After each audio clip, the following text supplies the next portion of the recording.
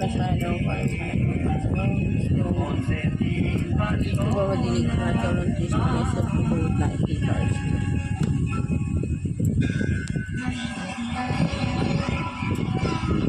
শ্রী জগন্নাথ বসুর সঙ্গে কালী কথা শুধুমাত্র 98.3 ম্যাচিতে।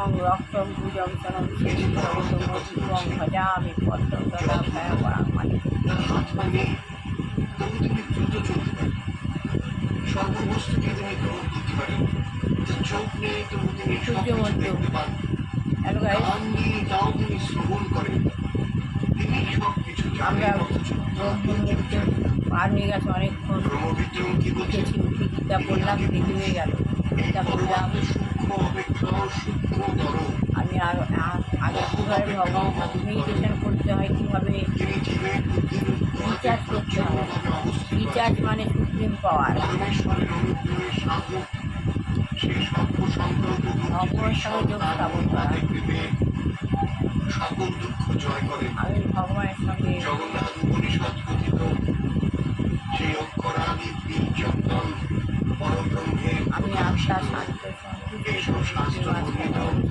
অপানি পাদ পুরুষের জগন্নাথ এ পানি না কান নেই, চোখ নেই, দুটি গোলকের চোখ বলে ধরা হয়, কিন্তু আশ্চর্য তিনি সবই দেখেন সবই শোনেন, না যদি না হতো অনেক বাবার ভক্তরা বলছেন চন্দ্র সূর্য লাল সেই চন্দ্রের কোনো তলব নেই, আঁকি বন্ধ বাবার কারণ তিনি চিত্তবুদ্ধ এবং সকল সময় নারী সৃষ্ট এই স্থাবর জঙ্গম প্রত্যক্ষ করছেন। বাহুদুরি সমান্তরাল অনন্তের প্রসারিত এই পৃথিবীতে যা কিছু ছিল, যত কিছু আছে এবং যা হবে, সকলকে অনন্তকাল ধরে তিনি তার সত্ত্বেও আলিঙ্গনে আবদ্ধ রাখছেন। পানে তার কারণ তিনি স্থান অজনহ সনাতন দেখছি, তারই কথায় আপনি বলেছেন জগন্নাথ বসু।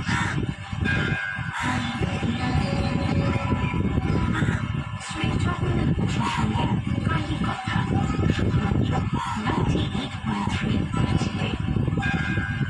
পাওয়ার ঘুরে এলাম আমার হাজব্যান্ডকে পাওয়ার দিচ্ছি পাওয়ার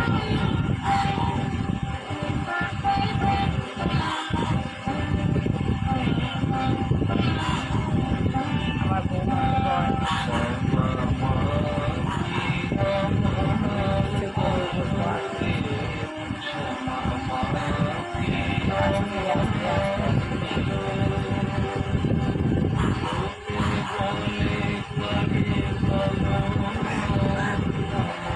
পাওয়ার করে নিজেকে নিচে নামিয়ে নিয়ে আসলাম এইভাবে পাওয়ার ভর্তি করে নিতে হয়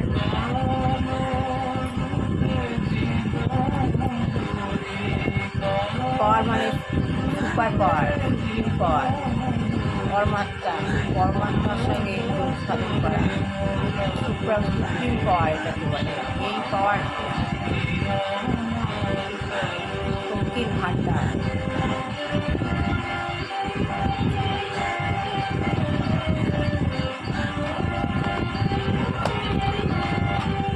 শক্তির ভাণ্ডার যেভাবে যোগাসন করতে হয়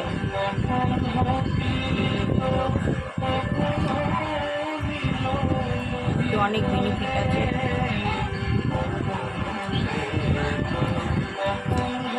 মা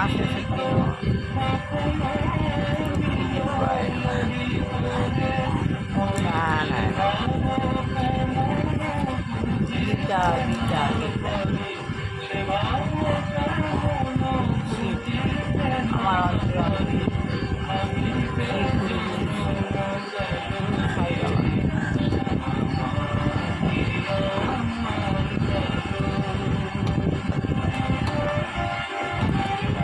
বসে থাক যেটা দিইনি তারপর দেবো গীতা বসে থাক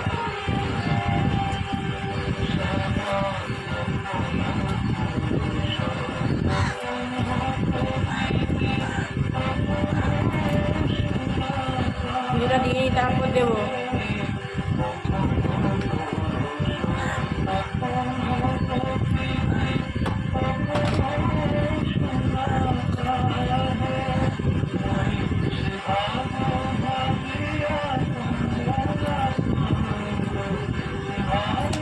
আত্মজ্ঞান নামের পন্থা।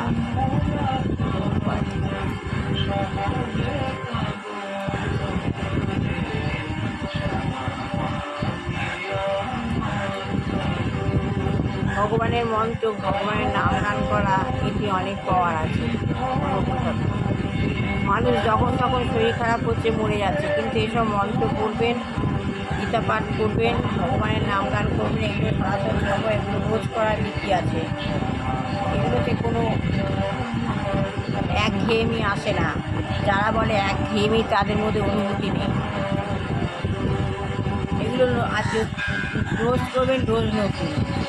কেমন লাগছে রোজ করলে রোজ নতুন। প্রতিদিন করবেন, আপনি নিজের মধ্যে অনেক শক্তি পাবেন। এগুলো হলো সুপ্রিম পাওয়ার, শক্তির ভাণ্ডার।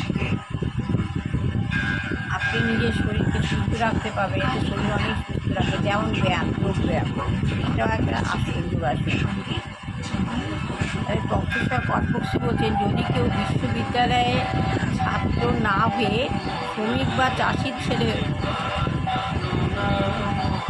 হয়, তাহলে সে কি সব কিছু ছেড়ে দিয়ে আপনাদের সঙ্গে কোনো শাখায় যোগ দিতে পারে?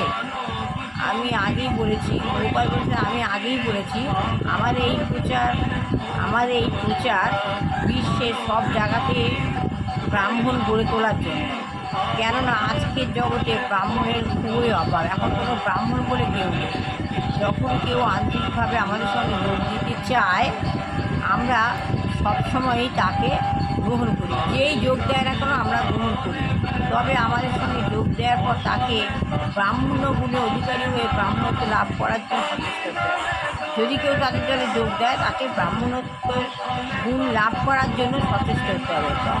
তখন তাকে ক্ষত্রিয় বা সূত্রের বৃত্তি পরিত্যাগ করতে হবে। তখন তাকে ক্ষত্রিয় বা সূত্রের যে বৃত্তি, সেটা পরিত্যাগ করতে হবে। তবে কেউ যদি তার পেশাগত কাজ চালিয়ে যেতে চায়, এবং সেই সঙ্গে আমাদের এই আন্দোলনকে আদর্শকে উপলব্ধি করতে চায়, তাও সম্ভব।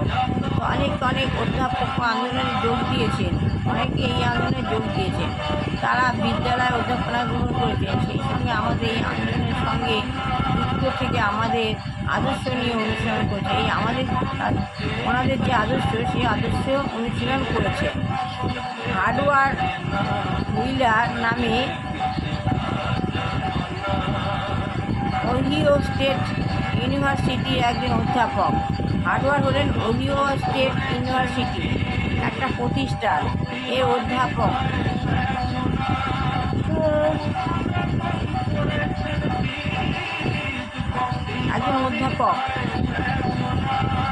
শ্রী প্রভুপাদের দীক্ষিত শিষ্য। প্রভুপাদ বলছেন, আমার দীক্ষিত শিষ্য। তিনি অধ্যাপনার কাজ করে যাচ্ছেন, এবং যে টাকা উপার্জন করেছেন, তা প্রায় সবই কৃষ্ণ ভাবনামৃতে প্রচারে তারা ব্যয় করেছে। গৃহস্থ যারা আশ্রমের বাইরে বসবাস করে,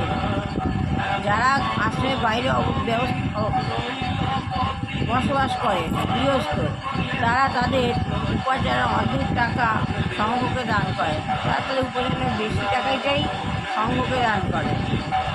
1/4 সংসারের জন্য ব্যয় করেন, এবং বাকি 1/4 ভবিষ্যতের জন্য সঞ্চয় করে রাখেন। ভবিষ্যতের জন্য সঞ্চয় করতে হয়। তো শ্রী চৈতন্য মহাপ্রভু বলে গেছেন যে ভক্তিযোগ বা কৃষ্ণ সেবায়, সকলেই অংশগ্রহণ করতে পারে। এই ভক্তিযোগে সকলে অংশগ্রহণ করতে পারে। আমি যেটা করে যাচ্ছি, এটা আমার করার অধিকার আছে। প্রত্যেক মানুষের অধিকার আছে। এতে কেউ একঘেয়েমি বলতে পারে না, রোজ কী দেখাচ্ছে, ভালো লাগছে না। এটা চিরকাল রোজ করার নিয়ম আছে। সকলেই এ কাজ করতে পারে। গৃহস্থ কি সন্ন্যাসী, ব্রাহ্মণ কি শুদ্ধ, তাতে কিছু যায় আসে না, সেই গৃহস্থই হোক, সন্ন্যাসী হোক, ব্রাহ্মণী হোক, শুদ্ধই হোক, তাতে কিছু যায় আসে না। তিনি বলছেন কিবা বিঘ্ন, কিবা ন্যাসী, শুদ্ধ কেনে নয়। আপনি কি বাংলা বোঝেন? আপনি কি বাংলা বোঝেন? প্রফেসর পাল বলছেন কিছু কিছু বুঝতে পারি। শ্রী প্রভুপাদ বলছেন যাই হোক, ছন্দটা অত্যন্ত বুঝতে পারবেন, ছন্দটা অন্তত বুঝতে পারবেন। সেই কৃষ্ণ তত্ত্ববেত্তা সেই গুরু হয়, যেই কৃষ্ণ তত্ত্ব বা ভগবান বুঝতে পারে, সেই সেই গুরু, যে বুঝতে পারে তত্ত্ব সেই গুরু হতে পারে। আর একটুখানি বললাম, ভালো লাগলে লাইক শেয়ার কমেন্ট অবশ্যই করবেন। জগন্নাথের কথা হচ্ছে, সবার ভালো হোক, কল্যাণ হোক, মঙ্গল হোক, বুঝতে পারছে মানুষের ছেলে বিবাহ, ছেলের বিবাহ, চাকরি হোক, ছেলের চাকরি হোক, যে গিয়ে 2 তারিখ গৃহীত হয়েছে আমাদের পরিবেশকে খারাপ করে তাকে শুনিরা নাম হাতে ফেরা দিক। আর যারা রোগগ্রস্ত পিতা মাতা, কোনো বাচ্চা, যুবক যুবতী, কেউ যদি রোগগ্রস্ত হয়ে থাকে রোগ থেকে মুক্ত করুন।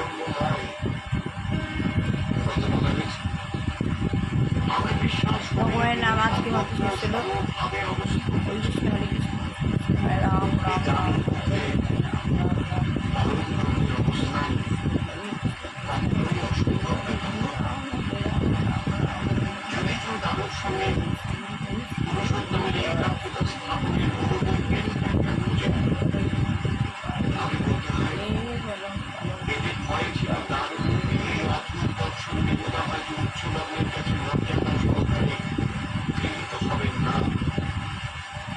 সেই জন্য এইসব আচার্যরা যখন জগন্নাথ সম্বন্ধে কোনো কিছু লিখেছেন, তখনই তার প্রতি সর্বোত্তম বিশেষ সংশোধন প্রয়োগ করেছেন। এই জন্য এমনকি বেদান্তের যুক্তিকেও তারা ততটা মর্যাদা দেন। জগন্নাথের আশীর্বাদে হয় মাথায় কোনো কাপড় আমার ছেলে আমাকে দিয়ে ভালো করলাম, তাই জানো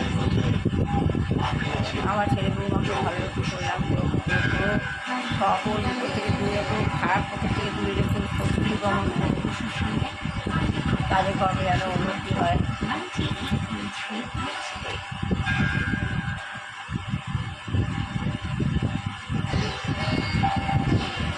গুরু নামে, ভগবানের নাম মানে অনেক শান্তি আছে।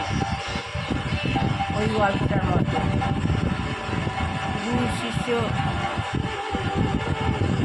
গুরুর পায়ে ফোড়া হয়েছে, গুরুর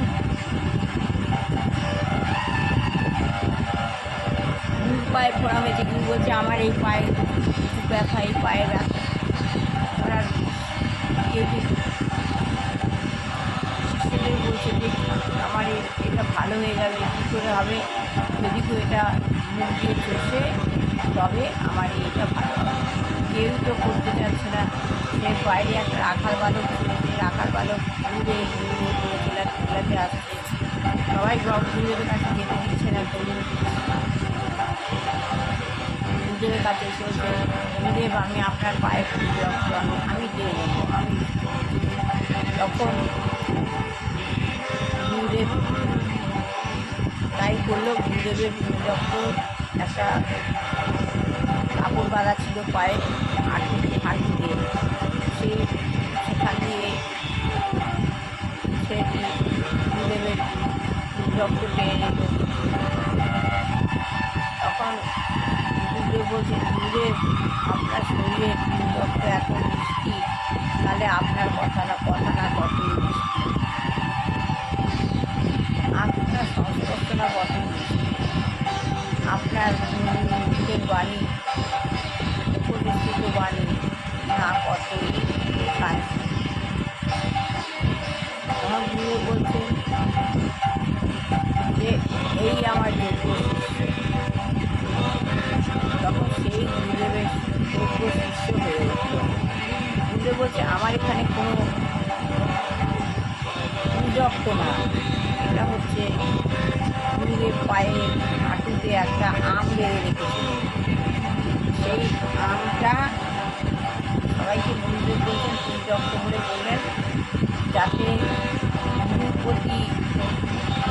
ভক্তদের কতটা ভক্তি আছে এইটা পরীক্ষা করবার জন্য। কোনো ভক্তই তো রাজি হলেন না, কিন্তু এই রাখার বালক রাজি হলেন। তাই গুরুদেব বলছেন যে এই রাখার বালকটি হলো আমার প্রকৃত ভক্ত। তো গুরুদেবের মুখনিসৃত বাণী তার এতই গুরুদেবের কথা এতই গুণ, তাহলে এই জন্য বলছেন গুরু হলেন আমাদের পথ পুরুষ। ভালো লাগলে লাইক শেয়ার কমেন্ট অবশ্যই করবেন। সবার মধ্যে গুরুর কথা, গুরুর প্রচার, শিবের প্রচার, গীতার প্রচার করবার জন্য আমার এই ভিডিও। আপনাদের যদি একটু ভালো লাগে লাইক শেয়ার কমেন্ট অবশ্যই করবেন। আজকে